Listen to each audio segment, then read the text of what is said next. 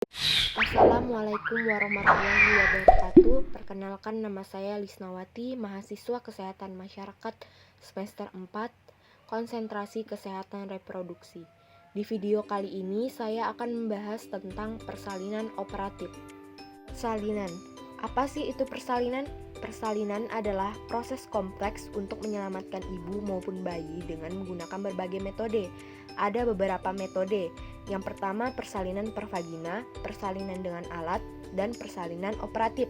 Persalinan yang akan kita bahas ini persalinan operatif atau disebut dengan seksio sesaria atau operasi sesar. Metode ini dilakukan dengan indikasi khusus yang bertujuan untuk menyelamatkan ibu dan bayi. Nah, sekarang kita akan membahas tentang persalinan operatif atau seksio sesaria. Istilah seksio sesaria ini berasal dari bahasa Latin seder yang berarti memotong atau menyayat. Tindakan pembedahan ini bertujuan untuk melahirkan bayi dengan membuka dinding perut dan rahim ibu. Sekitar 10% sampai 15% dari semua proses persalinan di negara berkembang, Indonesia mempunyai kriteria angka seksio sesaria standar antara 15% sampai 20% untuk RS rujukan. Berdasarkan pembagiannya, operasi seksio sesaria ini secara umum dibedakan menjadi dua. Yang pertama, seksio sesaria primer dan seksio sesaria sekunder. Seksio sesaria primer ini merupakan tindakan yang dilakukan pertama kali, sedangkan seksio sesaria sekunder ini merupakan tindakan seksio sesaria dengan riwayat seksio sesaria sebelumnya.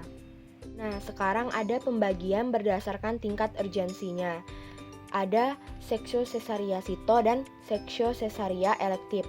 Seksio sesaria sito ini hanya 1% kehamilan yang memerlukan seksio sesaria sito, yaitu seksio sesaria yang dilakukan setelah proses persalinan dimulai.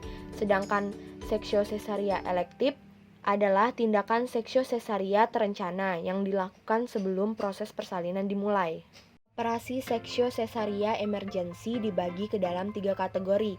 Kategori 1 ini gawat janin atau gawat ibu yang membahayakan nyawa. Kategori 2 kegawatan janin atau ibu yang tidak membahayakan nyawa. Kategori 3 persalinan dibutuhkan tanpa adanya tanda gawat janin atau gawat ibu. Kontraindikasi seksio sesaria atau biasa disebut operasi sesar hanya memiliki kontraindikasi relatif, tetapi tidak ada kontraindikasi absolut.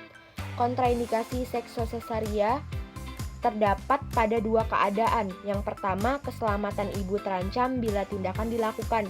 Misalnya, ibu menderita gangguan pulmonal berat. Yang kedua, fetus diketahui memiliki abnormalitas kariotipik atau anomali kongenital yang dapat menyebabkan kematian segera setelah lahir. Misalnya, anesepali. Ada beberapa komplikasi postpartum yang timbul pada ibu setelah seksio sesaria, yaitu nyeri di daerah insisi, potensi terjadinya trombosis, dan penurunan kemampuan fungsional, penurunan elastisitas otot perut dan otot dasar panggul, perdarahan, luka kandung kemih, infeksi, bengkak pada ekstremitas bawah, dan gangguan laktasi. Nah, untuk komplikasi yang sering muncul pada tindakan seksio sesaria pada ibu ini, yang pertama ada infeksi puerperialis atau nifas bisa terjadi dari infeksi ringan, yaitu kenaikan suhu beberapa hari saja. Infeksi sedang, yaitu kenaikan suhu lebih tinggi disertai dehidrasi dan perut sedikit kembung. Infeksi berat yaitu dengan peritonitis dan ileus paralitik. Yang kedua ada perdarahan. Perdarahan ini akibat antonia uteri atau banyak pembuluh darah yang terputus dan terluka pada saat operasi. Yang ketiga ada trauma kandung kemih. Ini diakibatkan kandung kemih yang terpotong saat melakukan seksio sesaria. Yang keempat ada resiko ruptura uteri. Nah, pada kehamilan berikutnya, karena jika pernah mengalami pendarahan pada dinding rahim insisi yang dibuat menciptakan garis kelemahan yang sangat beresiko untuk ruptur pada persalinan berikutnya. Yang kelima, endometritis, yaitu infeksi atau peradangan pada endometrium. Nah, untuk komplikasi yang sering muncul pada tindakan seksio sesaria pada bayi ini ada hipoksia, depresi pernapasan, sindrom gawat pernapasan, dan trauma persalinan. Selanjutnya ada perawatan post-operasi seksio sesaria. Yang pertama ada analgesia. Wanita dengan ukuran tubuh rata-rata dapat disuntik 75 mg meperidin atau intramuskuler setiap 3 jam sekali. Bila diperlukan untuk mengatasi rasa sakit atau dapat disuntikan dengan cara serupa 10 mg morfin. Yang kedua ada tanda-tanda vital.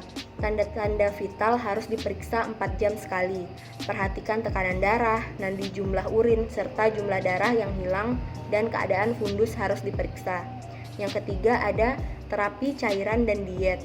Untuk pedoman umum, pemberian 3 liter larutan RL terbukti sudah cukup selama pembedahan dan dalam 24 jam pertama berikutnya.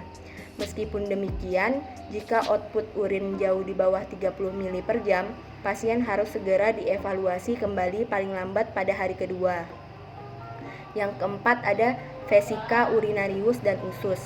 Kateter dapat dilepaskan setelah 12 jam post operasi atau pada keesokan paginya setelah operasi. Biasanya bising usus belum terdengar pada hari pertama setelah pembedahan. Pada hari kedua bising usus masih lemah dan usus baru aktif kembali pada hari ketiga. Yang kelima ada ambulasi. Pada hari pertama setelah pembedahan, pasien dengan bantuan perawatan dapat bangun dari tempat tidur sebentar. Sekurang-kurang 2 kali pada hari kedua, pasien dapat berjalan dengan pertolongan. Yang keenam ada perawatan luka. Luka insisi diinfeksi setiap hari, sehingga pembalut luka yang alternatif ringan tanpa banyak plester sangat menguntungkan. Secara normal, jahitan kulit dapat diangkat setelah hari keempat setelah pembedahan. Paling lambat hari ketiga postpartum, pasien dapat mandi tanpa membahayakan luka insisi. Yang ketujuh ada laboratorium. Secara rutin, hematokrit diukur pada pagi setelah operasi. Hematokrit tersebut harus segera dicek kembali bila terdapat kehilangan darah yang tidak biasa atau keadaan lain yang menunjukkan hipovolemia. Yang ke-8 ada perawatan payudara. Pemberian ASI dapat dimulai pada hari post-operasi jika ibu memutuskan tidak menyusui. Pemasangan pembalut payudara yang mengencangkan payudara tanpa banyak menimbulkan kompresi biasanya mengurangi rasa nyeri. Dan yang terakhir ada memulangkan pasien dari rumah sakit. Seorang pasien yang baru melahirkan mungkin lebih aman bila diperbolehkan pulang dari rumah sakit pada hari keempat dan kelima post-operasi. Aktivitas ibu seminggunya harus dibatasi hanya untuk perawatan bayinya dengan bantuan orang lain. Nah, sekian pembahasan saya mengenai persalinan operatif. Kurang dan lebihnya mohon dimaafkan. Wassalamualaikum warahmatullahi wabarakatuh.